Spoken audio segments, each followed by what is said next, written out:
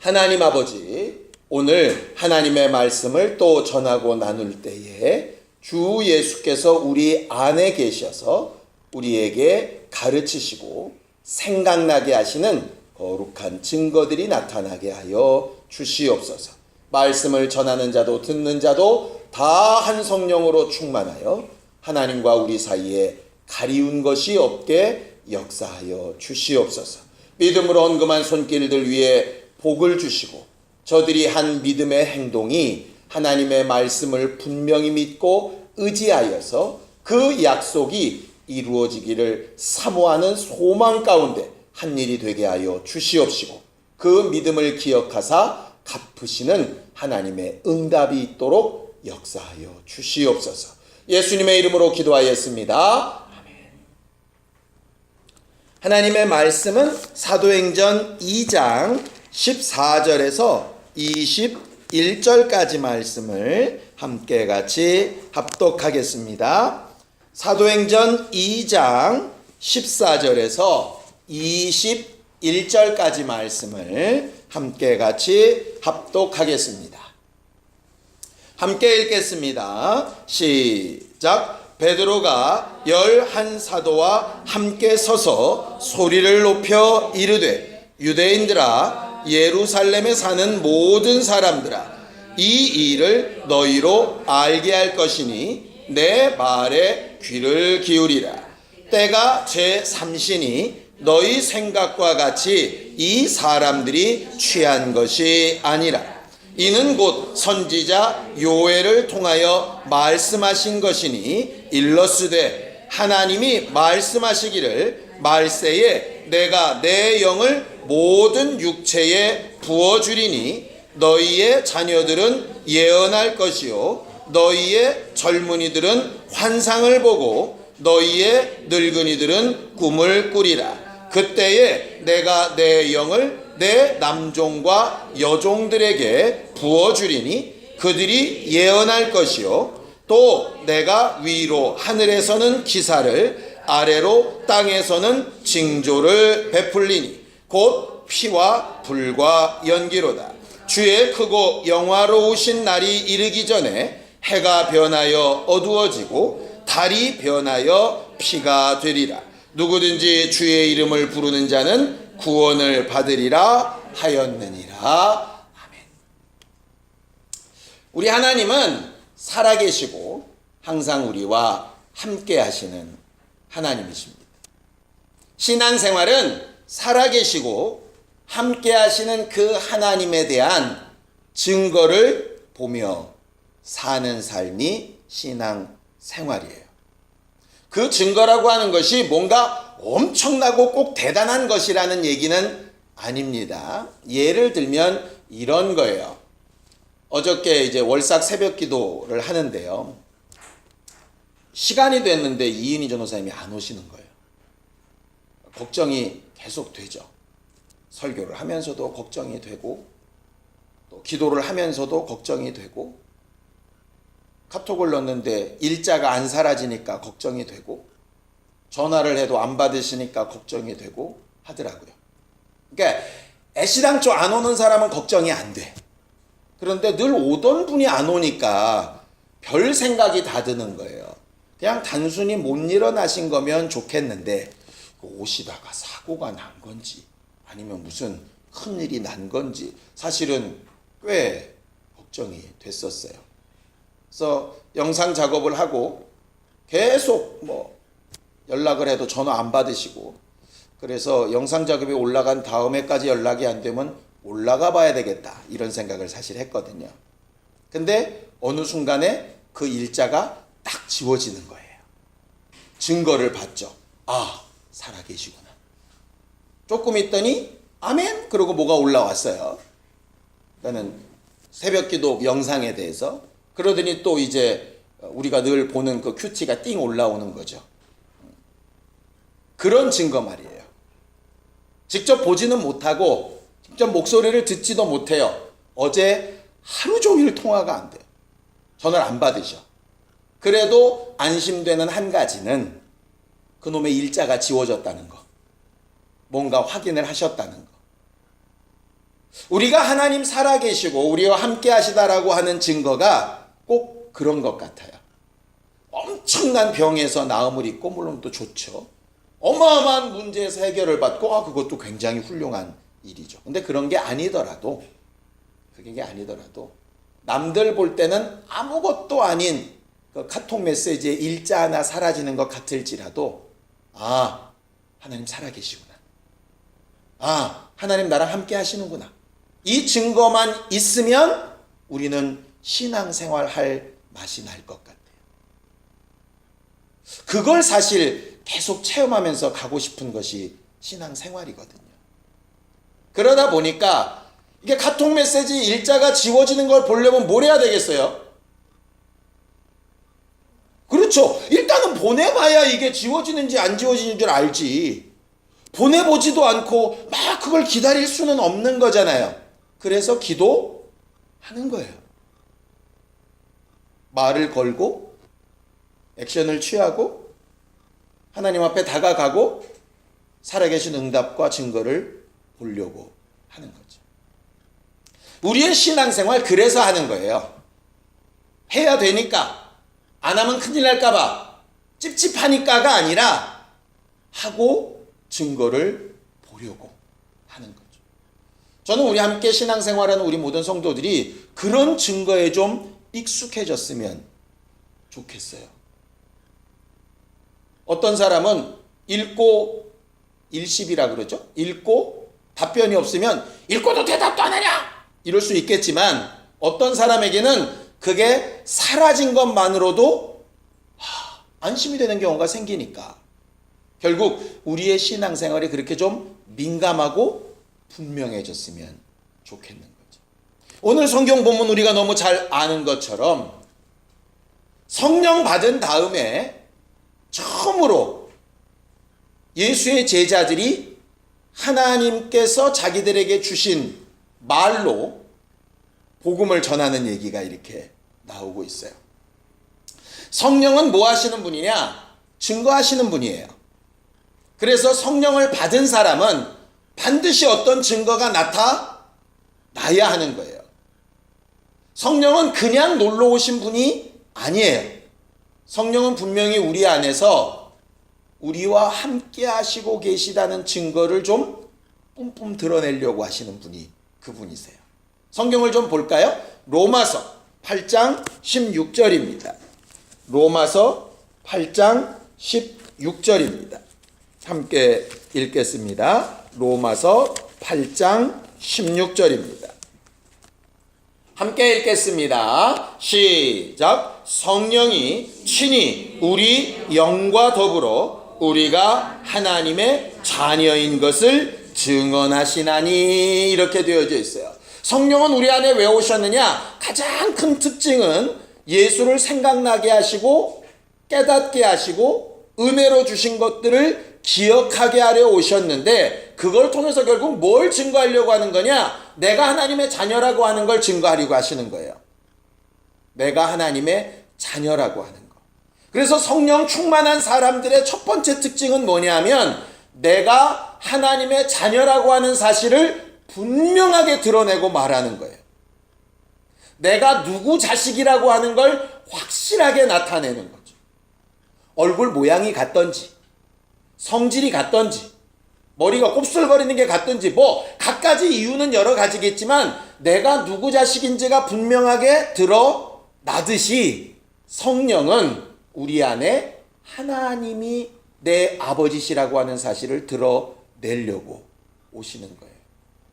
그 드러내려고 하는 일을 사람들이 봤을 때에는 좀 신기하게 보이는 거죠. 왜냐하면 자기들이 생각하고 말하고 행동하는 거랑은 좀 다르니까. 그래서 우리가 지난주에 본 것처럼 아주 경건한 유대인들, 또 하나님께서 특별히 은사를 베푸셔서 알아듣게 하신 사람들은 막 방언으로 얘기하는 것을 자기 나라 말들로 다 들었지요. 근데 못 알아듣고 마음이 열려 있지 않아서 소통이 안 된 사람들은 그걸 뭘로 봤냐면 술 취한 것처럼 봤어요. 이 새 술에 취한 것 같다는 게 과연 무슨 뜻일까를 봤더니 이런 거예요. 어떤 사람이 이렇게 정리를 해놨는데요. 성령에 취한 사람하고 술 취한 사람하고 비슷한 점이 되게 많대요. 술을 먹어본 적이 없으셔서 잘 모르실 것 같은데 성령에 취한 사람하고 술에 취한 사람의 첫 번째 공통적인 특징은 뭐냐면 기분이 좋아지겠어요? 나빠지겠어요? 좋아져요. 좀 마셔본 사람이에요. 저렇게 얘기를 하는 건. 기분이 좋아진대요. 술을 먹으면. 근데 성령도 사실은 충만하면 기분이 좋아져야 정상이에요. 성령 충만한데 기분이 나쁘다. 그건 좀 이상한 거예요. 기분이 좋아져요. 기분이 좋아지면 사실은 그 좋은 기분을 어떻게 하냐면 발산할까요? 숨길까요? 발산을 해요. 그래서 평소에 너무 얌전했던 사람이 갑자기 목소리 톤이 올라가기도 하고 말을 안 하던 사람이 막 속내를 얘기하기도 하고 막 이렇게 적극적으로 사실 좀 변하죠. 그러니까는 자기가 좋아하는 여자한테 고백을 잘 못하는 사람이 꼭 한 잔 먹고 와서 얘기를 하잖아요. 왜냐하면 용기를 이렇게 얻게 된다고 해요. 그리고 그것이 조금 더 지나치면 말뿐 아니라 행동도 막 과감하게 막 이루어지게 되는 거예요. 그러니까 결과적으로 마음에서부터 말과 행동에 이르기까지 이렇게 힘을 좀 확 북돋는 역할을 하는 것이 술이나 이게 성령의 역사가 같다는 거죠. 근데 거기까지는 비슷한데 문제는 그 다음부터가 달라요. 술은 결정적으로 뭐가 안 되냐면요. 절제가 안 돼요. 먹는 것도 절제가 잘 안 되고요. 이 흥분된 감정도 절제가 잘 안 되고요. 떠드는 말도 절제가 안 되고 행동도 절제가 안 돼요. 그래서 절제가 안 되다 어디까지 가냐? 개까지 가죠. 그런데 성령은 기분이 좋아지고 속에 있는 말이 표현되기 시작하고 행동도 적극적으로 변하는데 결정적으로 다른 게 뭐냐면 절제가 된다는 거예요. 그러니까 내가 지금 성령 충만한 사람인지 아닌 사람인지는 흥분 상태에서는 사실 잘 모른대요. 언제 아냐? 이 흥분 상태가 절제가 되면 성령 충만한 사람이고요. 흥분 상태가 절제가 안 되면 이건 성령이 충만하다고 보기 좀 어려운 거죠. 왜 그렇게 확신을 하느냐? 성경에 그렇게 말하고 있기 때문에 그래요. 자, 성경을 보겠습니다. 에베소서 5장 18절입니다. 에베소서 5장 18절입니다. 함께 읽겠습니다. 에베소서 5장 18절. 함께 읽지요. 시작. 술 취하지 말라. 이는 방탕한 것이니 오직 성령으로 충만함을 받으라. 이게 무슨 얘기냐면요. 술 취하는 것과 성령의 충만함을 받으라가 대격으로 돼 있어요. 이게 무슨 얘기냐면 술 취하는 것과 성령 충만을 같은 위치에 놓고 있다고요. 이해가 되시죠? 그런데 술 취하지는 말아라 이 얘기예요. 왜냐? 술 취하는 것은 뭐라고요? 방탕한 것이다. 이 방탕이라는 말이 절제가 안 된다 이 말이에요. 그럼 성령 충만은 뭐냐? 성향은 똑같은데 절제가 된다는 거예요. 그러니까 예를 들면 이런 거예요. 목사가 설교를 막 하다가 절제가 안 되는 경우가 있어요. 시간도 절제가 안 되고 내용도 절제가 안 되고 말도 절제가 안 되는 경우가 있죠. 그래서 실수가 있을 수 있어요. 그런 걸 가만히 보면 여러분들은 어떻게 판단하셔야 되느냐? 아, 목사가 성령으로 시작했다가 육체로 마치는구나. 이렇게 생각하시면 돼요. 왜냐하면 성령 충만의 기본은 절제니까요. 그래 놓고 봤더니 갈라디아서에 나오는 성령의 열매 가운데 맨 마지막이 뭐냐면 절제예요. 뭐의 절제가 되느냐? 말씀의 절제가 돼요. 왜냐하면 성령은 말씀대로 움직이시는 분이시기 때문에 마치 기차가 철로가 있을 때는 열심히 움직일 수 있지만 철로가 딱 끊어지는 순간에 기차는 못 가죠. 그것처럼 성령은 아무리 충만하게 역사하셔도 뭐가 없으면 역사를 못 하시냐면 말씀이 딱 멈추면 거기서 멈춰요. 그러니까 말씀에 딱 절제가 돼야 되는데 이걸 오버하는 거는 사실은 성령 충만이 아닌 거예요. 그러니까 뜨겁게 기도하고 뜨겁게 말씀 읽고 뜨겁게 봉사하고 뜨겁게 순종하고 다 좋은데요. 뜨거운 게 성령 충만은 아니에요. 뜨겁다가 결정적인 순간에 말씀으로 절제가 돼야 성령 충만이죠. 그러니까 뜨거운 거를 피하라는 얘기가 아니에요. 열정적이고 뜨겁고 막 하고 싶고 막 이런 소망이 올라오는 건 너무 좋은데 그게 말씀으로 딱 절제될 때 그때 비로소 성령 충만한 사람이 되는 거예요. 그러니까 열정이 없는 사람은 열정을 가지려고 해야 되는 거고 열정이 있는 사람은 절제를 받으려고 해야 되는 거고 근데 이게 잘 안 되는 거죠. 오늘 성경에 보면 분명히 새 술에 취했다라고 말할 만큼 막 정신없는 소리로 방언을 말하는 상황이 벌어져요. 그런데 우리가 오늘 읽은 본문 첫 번째가 뭡니까? 새 술에 취했다 그러고 막 조롱하는데 거기에 감정적으로 대응하는 것도 아니에요. 니들은 무식해서 몰라서 그래? 그러면서 더 막 방언을 막 세게 하는 것도 아니에요. 제자들이 정신을 딱 차리고 열한 자랑 함께 서서 똑바른 말로 설명하기 시작하죠. 유대인들과 예루살렘에 사는 모든 사람들아 이 일을 너희로 알게 할 것이지 내 말에 귀를 기울이라고 아주 똑바로 얘기하는 거예요. 그러면서 이렇게 얘기하죠. 때가 지금 제3시다. 이 3시란 얘기는 오전 9시란 얘기예요. 저 오순절 행사 기간. 성령이 오순절날 오셨으니까 맥주감사 주일이니까 그 오순절 행사 기간에는 보통 오전 10시까지 금식이에요. 그러니까 당연히 오전 9시니까 술 취했다는 거는 말이 안 되죠. 정상적인 유대인이라면.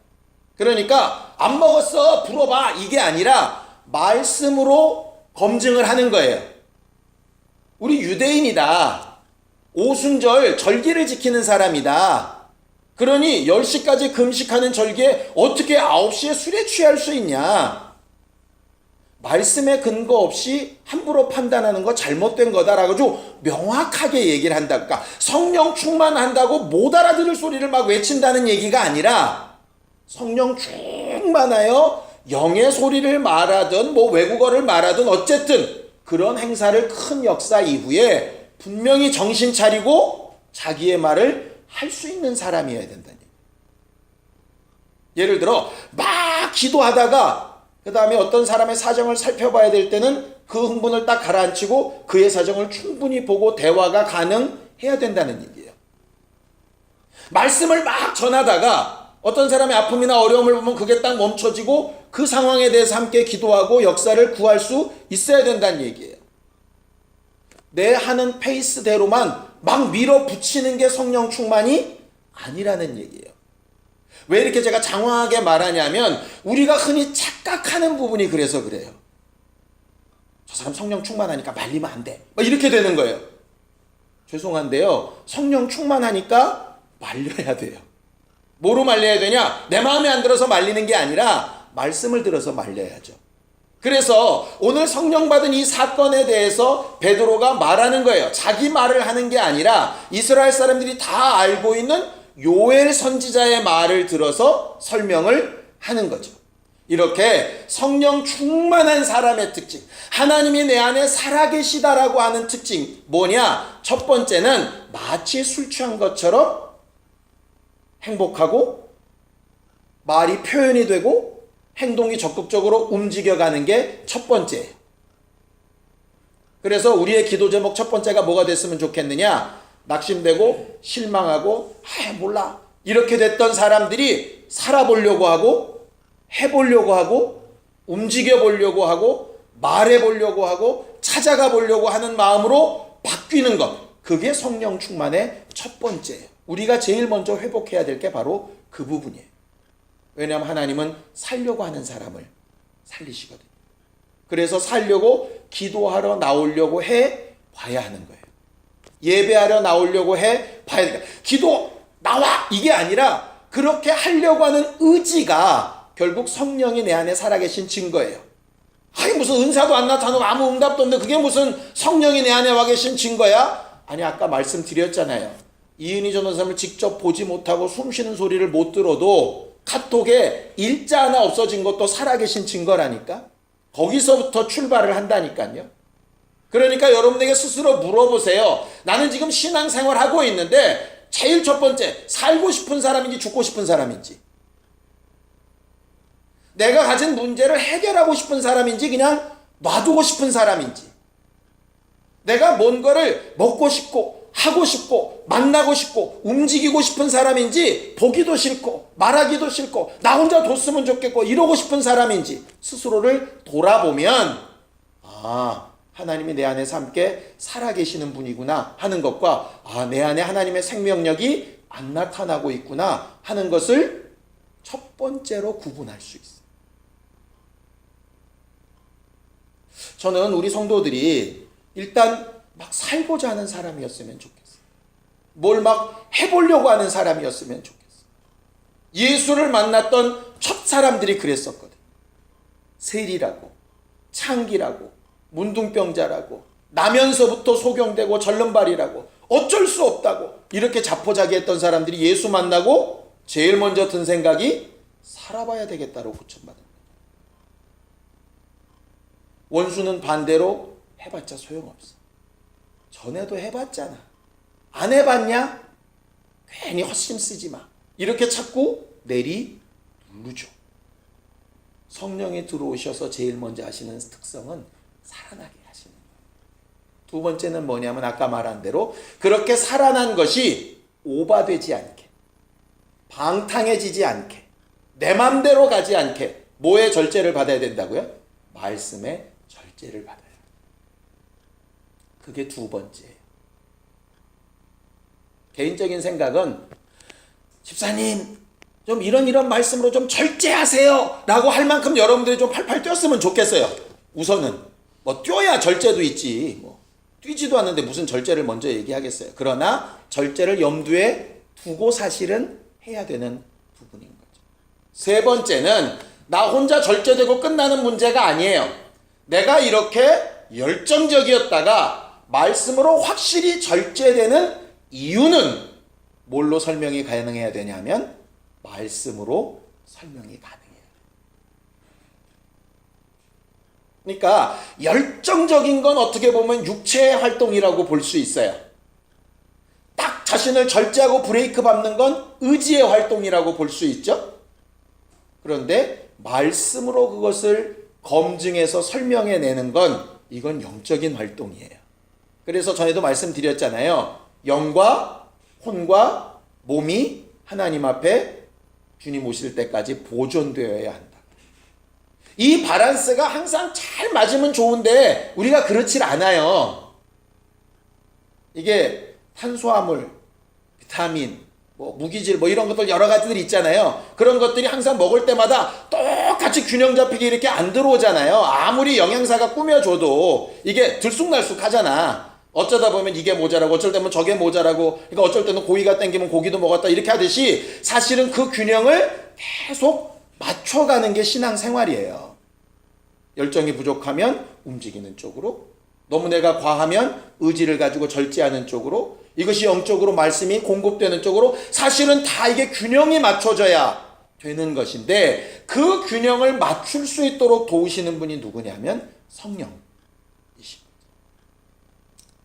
그래서 우리가 오늘 이 말씀을 통해서 배운 것처럼 우리는 하나님 앞에 열정적인 변화도, 또 절제하는 의지도, 또 영적으로 말씀을 들어서 설명하는 것들도 우리 안에 익숙해지는 교회가 될 수 있도록 여러분들은 뭘 해야 될까? 이걸 좀 스스로 찾고 구할 수 있는 사람들이 되었으면 좋겠어요.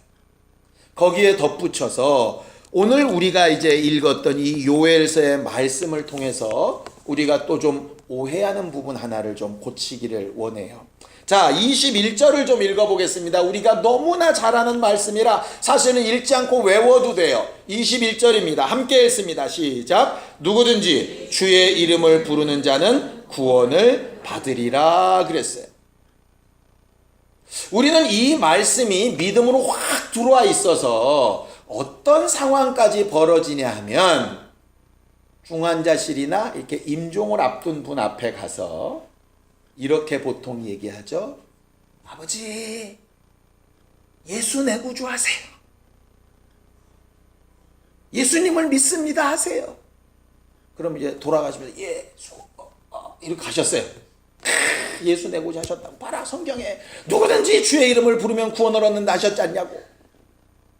이렇게 얘기하는 경우가 있죠. 근데 과연 이 말씀이 그 말씀일까? 우리가 왜 이 말씀을 오해했을까를 보면은요, 이 말씀을 맨날 앞뒤로 안 읽고요, 한 구절만 읽어요. 누구든지 주의 이름을 부르는 자는 구원을 얻으리라. 근데 사실은 이 말씀을 원래 읽으려면 거기에 나와 있는 요엘서 전체 말씀을 읽어야 돼요. 그러니까 여기 있는 말 말고 아예 요엘서 본문에 있는 말씀을 좀 한번 읽어봅시다. 요엘서 2장 28절에서 32절을 좀 보겠어요. 요엘서 2장 28절에서 32절입니다. 함께 읽습니다. 요엘서 2장 28절에서 32절 함께 읽겠습니다. 시작. 그 후에 내가 내 영을 만민에게 부어주리니 너희 자녀들이 장래일을 말할 것이며 너희 늙은이는 꿈을 꾸며 너희 젊은이는 이상을 볼 것이며 그때 내가 또 내 영을 남종과 여종에게 부어줄 것이며 내가 이적을 하늘과 땅에 베풀리니 곧 피와 불과 연기 기둥이라. 여호와의 크고 두려운 날이 이르기 전에 해가 어두워지고 달이 핏빛까지 변하려니와 누구든지 여호와의 이름을 부르는 자는 구원을 얻으리니 이는 나 여호와의 말대로 시온산과 예루살렘에서 피할 자가 있을 것이며 남은 자 중에 나 여호와의 부름을 받을 자가 있을 것임이니라 그랬어요. 이 내용은 무슨 예언이냐면요, 마지막날 이 성령 임하실 예언인 건 맞아요. 근데 그 성령이 임하시고 하나님의 이름을 부르는 자들이 어떤 자들이냐 하면 우리가 읽었던 사도행전 본문 뒤에 생략된 부분이 있어요. 그렇죠? 32절에 보면 나 여호와의 말대로 시온산과 예루살렘에서 피할 자가 있을 것이며 이랬어요. 누구든지 여호와 이름을 부른 자는 구원을 얻는데 부르기만 하면 구원을 얻는다는 얘기가 아니에요. 여호와 이름을 부르는 자들은 어떤 자들이냐? 하나님의 말씀대로 시온산과 예루살렘에서 피할 자가 있다고. 이게 무슨 얘기냐면 이런 겁니다. 시온산과 예루살렘은 이스라엘 사람들의 마음에 하나님이 지켜주시는 곳, 약속 있는 곳이라고 하는 전통이 있어요. 그렇죠? 성전이 있는 곳, 하나님이 이름을 두신 곳, 그런 거잖아요. 그러다 보니까 계속 거기로 피하는 거예요. 근데 이제 금요기도를 계속 나오신 분은 알지만 하나님께서 어느 순간에 이 예루살렘을 떠나라고 얘기하시잖아요.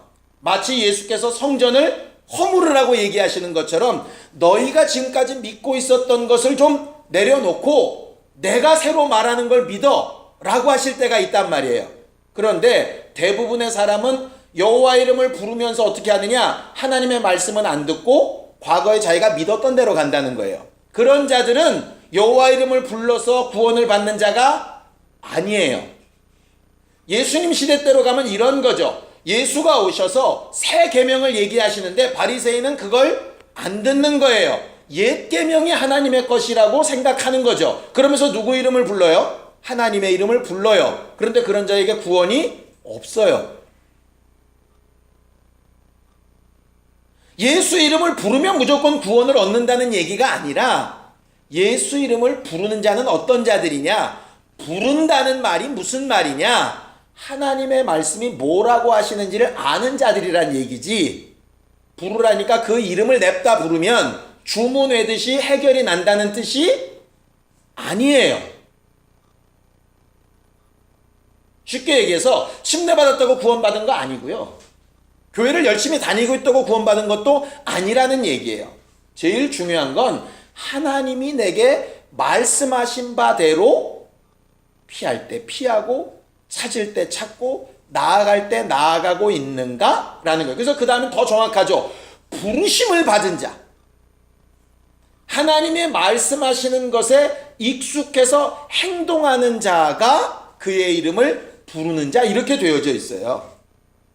그러니까 예수 내 구주 한다고 구원을 받는다는 얘기가 아니라 예수를 정말 구주라고 부른다는 것이 무슨 뜻이냐 하면 하나님의 말씀을 분명히 알고 그 말씀대로 행하려고 하는 자라는 뜻이에요. 행하려고 하는 자. 완성시킬 힘까지는 우리가 없을지라도 말씀대로 해보려고 하는 자. 내가 지금까지 믿어왔던 건 이런 거야 에서 벗어나서 뭐라고 도대체 말씀하고 계시는 거지? 라고 찾으려고 하는 자. 그래서 마음으로 믿어서 의에 이른다 라고 말씀하시는 거예요. 입으로 시인은 그 다음이에요. 그런데 자꾸 누구든지 주의 이름을 부르면 구원 얻는다 그러니까 말만 하게 하려고 한다 이 말이죠. 그리고 하나님의 말씀을 듣게 하는 일에 익숙해지지가 않는 거예요. 이미 믿었으니까, 이미 구원 받았는데 뭘 더 들어? 그게 아니에요. 구원은 계속 하나님의 말씀을 듣고 나가는 건데 들으려고 하질 않는 거예요. 지난주에 말씀드렸던 소통과 마찬가지예요. 예를 들어서 이런 거죠. 어제도 이렇게 신방을 하면서 하나님께서 여기까지 이렇게 잘 인도해 오셨고 잘 몰랐는데 정말 하나님께서 분명히 우리 교회로 함께 인도하신 걸 제가 확실히 느꼈습니다. 너무 감사해요 이러시길래 제가 드렸던 말씀이 있어요. 예, 참 감사하죠. 그런데 앞으로도 계속 인도 받으셔야 됩니다. 여기가 끝이라고 하는 환상 가지지 마시고 여기에서는 또 내가 어떻게 또 하나님께서 나를 옮기신다면 또 어떻게 인도 받으셔야 됩니다 라고 말씀드렸어요. 그게 맞는 말이에요. 근데 우리도 모르는 사이에 베드로가 말한 여기가 좋사오니는 잘못됐다고 하면서 나는 내 스스로 지금까지 믿어왔던 바가 옳다라고 딱 고정시켜버리는 경우가 생겨요. 구약의 말씀이라면 그럴 수 있어요. 왜? 천사를 통해서 주어진 율법이 더 늘어나지 않거든요. 예수가 오셔서 직접 하신 말씀들이라면 그 시대로 마무리일 수 있어요. 그런데 우리 안에 와 계신 성령은 머물러 계시지 않거든요. 그는 지금도 계속 말씀하시고 인도하시고 가르치고 계신다. 그러니 우리는 주의 말씀을 더 가까이 생각나고 깨닫게 돼요. 언제까지냐? 여호와의 크고 두려운 중한 낙이 이르기 전에, 결국 마지막 날이 이르기 전까지 우리는 계속 뭘 고백해야 되는 사람이냐면 예수가 나의 구주가 되신다고 고백을 계속 해나가야 되는 사람인 거예요. 구원파가 얘기하듯이 당신 언제 구원받았어? 몇 년 몇 월 며칠에 내가 예수 이름으로 구원받았습니다. 그게 구원이 아니에요. 그때 구원을 예수 이름을 불러 이루었다면 지금도 예수 이름을 부르며 구원을 받아가고 있어야 하는 거죠. 내 가정의 삶에서, 자녀를 기르는 과정 가운데서, 직장을 구하는 가운데서, 사업을 넓히는 과정 가운데서, 내 고민과 근심 가운데서 오늘도 하나님이 살아계시고 나랑 함께 하시다라고 하는 사실을 주의 이름을 부르며 증거를 받아가면서 살아야 하는 거예요. 그래서 어찌 보면 고난이, 어찌 보면 문제가, 어찌 보면 고민이 감사할 수 있는 것은 그것 때문에 내가 주를 또 고백하게 되고 주와 함께 했어야 되는 것을 깨닫게 되고 그 증거를 일자 하나 사라지는 것만큼이라도 체험하게 되고 그것으로 인해서 하나님의 인도하심을 받는 성전이 되어져 가는 거죠. 성령 충만은 그렇게 받아가는 거예요. 기도원이나 어떤 집회 가서 순간적으로 뜨끈해진 게 성령 충만이 아니라 그런 활동력이 말씀으로 절제되고 그 말씀이 전달되어지기까지 우리 안에 계속 예수가 내 구주라고 하는 사실이 고백되고 간증되어지는 삶이 성령 충만한 삶인 것. 우리의 신앙생활이 그렇게 익숙해지기를 예수님의 이름으로 축원합니다. 하나님께서 이거를 우리에게 간절히 바라고 사모하시는 것 같아요. 남들이 원하는 것처럼 화끈하고 뜨끈뜨끈하고 어마어마하고 뭐 이런 모습은 아닐지라도 하나님께서 나와 늘 함께하고 계신 분명한 사실로 기뻐하고 즐거워하고 순종할 힘이 있고 또 소망을 꿈꿀 수 있는 신령한 사람들이 다 되기를 예수님의 이름으로 축원합니다. 시간 함께 같이 기도하겠습니다. 하나님 아버지, 우리는 성령 충만한 교회가 되기를 원합니다.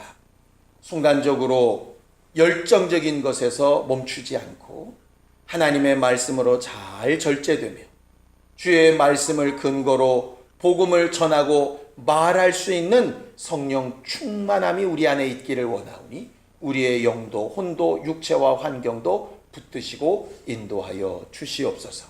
일평생 주의 이름을 날마다 불러가며 구원받는 기쁨과 감사로 풍성한 성전이 지어져 가기를 원하오니 우리 모두와 함께하여 주시고 인도하여 주시옵소서. 이제는 우리 주 예수 그리스도의 은혜와 하나님 아버지의 극진하신 사랑과 성령님의 감동하시고 교통하시는 분명한 증거가 성령이 우리와 함께 하시는 증거를 날마다 보기 원하는 우리 모두 위에 이제부터 영원까지 함께 있을지어다. 아멘.